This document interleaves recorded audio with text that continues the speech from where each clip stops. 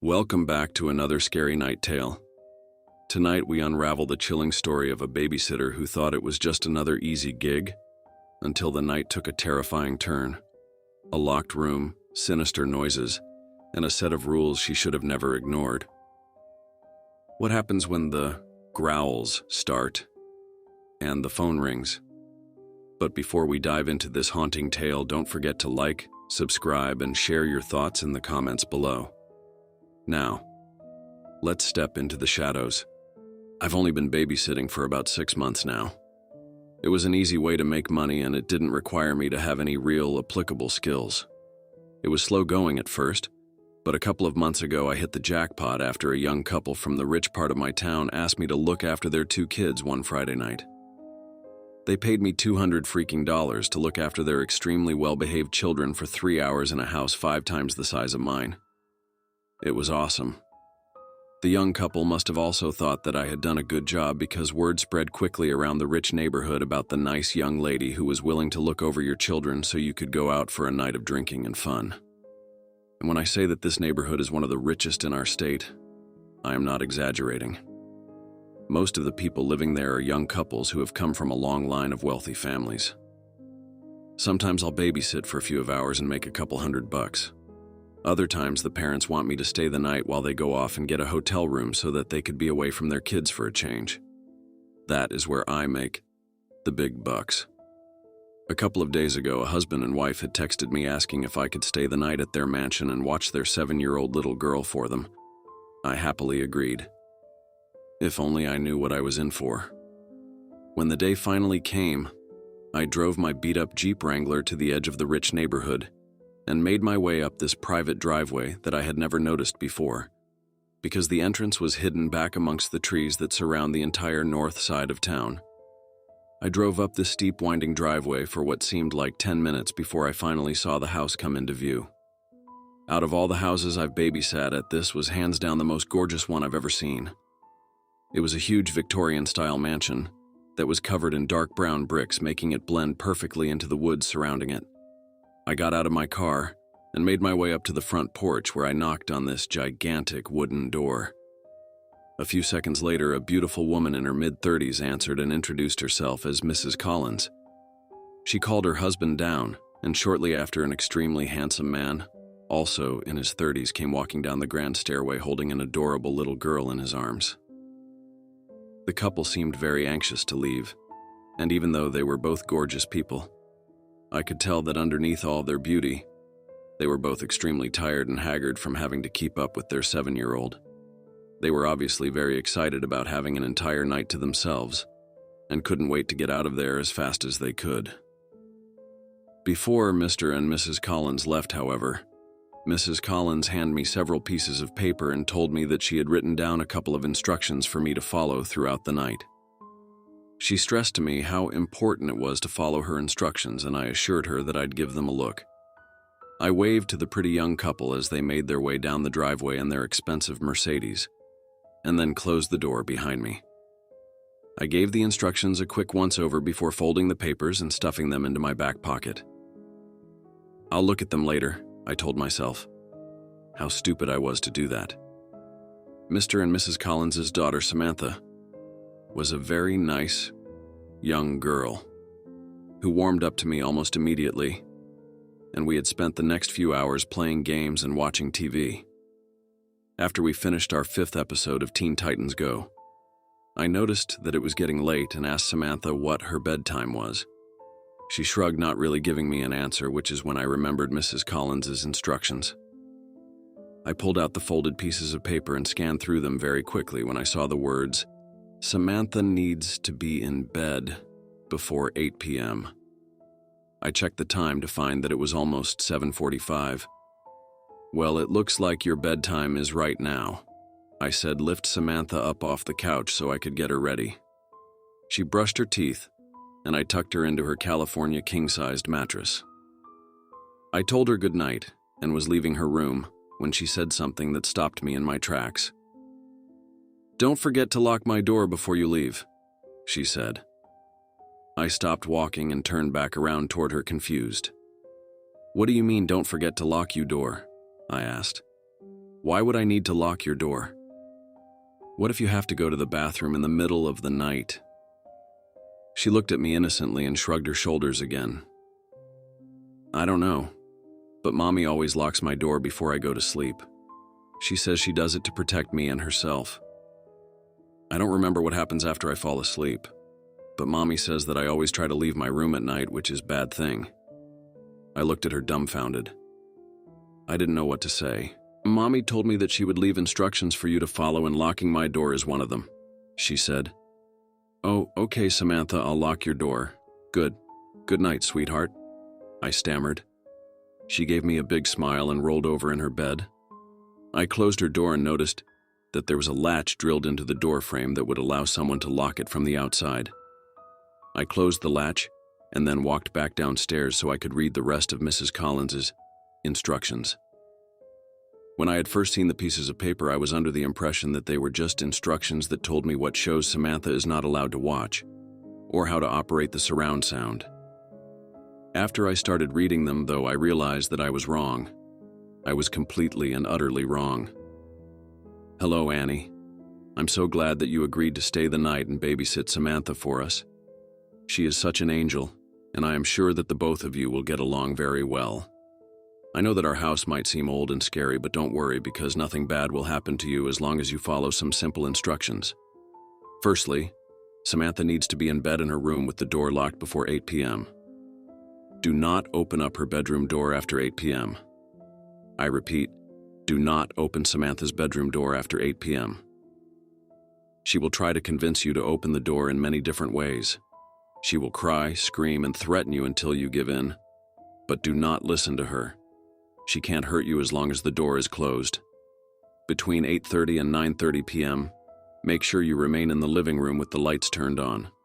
Around this time of night, you may hear scratching and growling coming from Samantha's room or from other parts of the house. These noises are nothing to worry about as long as you stay in the living room. Watch some TV to pass the time. We have a lot of movies to choose from. After 9:30, do not venture into any dark areas of the house. I would recommend that you turn on as many lights as you can before 9:30 so that you don't accidentally trap yourself.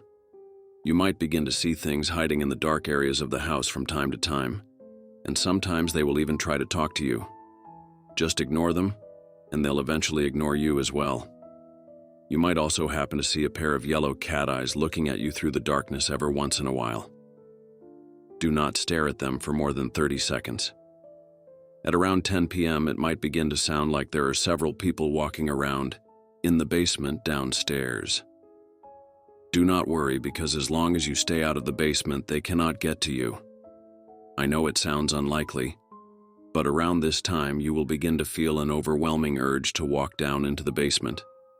If this happens, go into the kitchen and drink a cold glass of milk. This usually helps. The urge will most likely pass after about 10 minutes. But if the urge is still there after 10 minutes, and you don't think that you'll be able to stop yourself from walking into the basement, then call either me or Mr. Collins, and we'll tell you what to do. When 10:30 comes around, you will begin to hear something running back and forth in the hallway upstairs. Stay on the first floor of the house during this time. Don't worry about Samantha. As long as you locked her door beforehand, he won't be able to get to her. If you start to hear him making his way down the stairs, then lock yourself in the first floor bathroom with the lights on. He will knock on the bathroom door repeatedly and will try impersonating someone close to you, like your mom or your dad, in order to trick you into opening the bathroom door for him. He is really good at it. No matter what he says to you and no matter who he sounds like, do not open the door. He should go away after 5 minutes. Check under the door to make sure that he is no longer there before you open it. Now, this next part is very important. You will be sleeping in our guest room upstairs for the night. Before you go to bed, make sure that you leave a plate outside your bedroom door with a piece of raw steak on it. You can find the raw steak in our refrigerator, and leave a glass of milk next to the plate as well. On a piece of paper, write the words "Parkant mihi" in red ink, and leave it on the plate with the raw meat. Also, At some point during the night, you might wake up and notice that there is something standing in the corner of your room. Please refrain from looking at the figure as much as you can. I'd recommend wearing earbuds so that you won't hear it muttering to itself. And that's about it. There are also a few other general rules that you should follow throughout the night just to make sure that nothing bad happens. Rule 1. If the house phone rings at any point during the night, don't answer it no matter how long or how loud it might ring. Mr. Collins and I will call your cell phone if we need to talk with you. Rule 2. If you feel something tap you on the shoulder at any point during the night, don't turn around and wait at least 30 seconds before moving again. Rule 3. Don't eat meat after 8 o'clock. They might see it as a threat and will most likely attack you.